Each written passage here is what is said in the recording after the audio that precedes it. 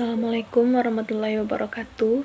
Perkenalkan, nama saya Estirada dengan NIM channel dan 019051 dari kelas D3 Perpajakan F. Di sini saya akan membahas materi mengenai konsep pengakuan akuntansi pajak tentang investasi pada entitas anak dan properti investasi dalam mata kuliah akuntansi perpajakan.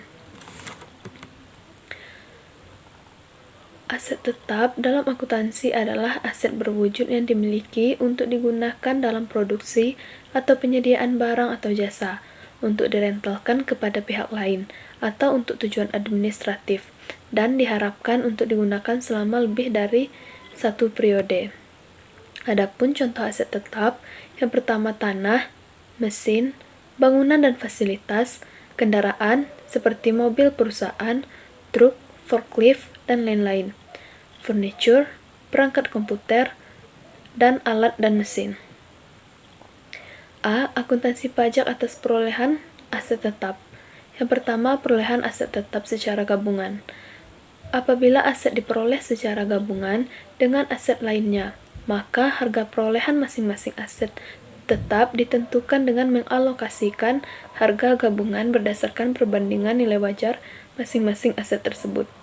2. Aset yang diperoleh melalui pembelian dengan skema angsuran. Yang perlu diperhatikan adalah mengenai kontrak pembelian. 3. Perolehan aset tetap secara pertukaran.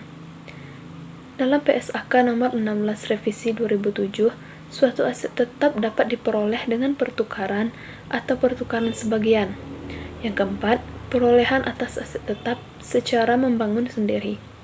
Aset tetap dengan membangun sendiri prinsipnya sama seperti aset yang diperoleh, meliputi seluruh biaya yang dikeluarkan untuk pembangunan aset sampai siap pakai, biaya tidak langsung, efisiensi atau inefisiensi, dan bunga selama masa konstruksi juga termasuk dalam nilai aset tetap.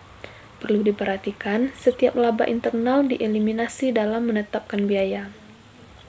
Yang kelima, perolehan aset tetap secara hibah, bantuan, dan sumbangan. Dalam perolehan secara hibah, bantuan, dan sumbangan secara langsung dihubungkan dengan perlakuan akuntansi pajak terhadap aset tetap yang diperoleh dari sumbangan harus dicatat sebesar harga taksiran dengan mengkreditkan akun modal yang besar berasal dari sumbangan atau modal donasi dari sisi akuntansi pajak mengacu pada pasal 10 ayat 4 Undang-Undang Pajak Penghasilan. Selanjutnya B. Akuntansi pajak atas penyusutan aset tetap. Penyusutan aset tetap. Penyusutan adalah alokasi sistematis jumlah yang dapat disusutkan dari suatu aset selama umur manfaatnya. PSAK nomor 16 revisi 2017. Penyusutan dilakukan terhadap aset tetap berwujud dengan cara: yang pertama, diharapkan digunakan selama lebih dari satu periode akuntansi. Yang kedua, memiliki suatu masa manfaat yang terbatas.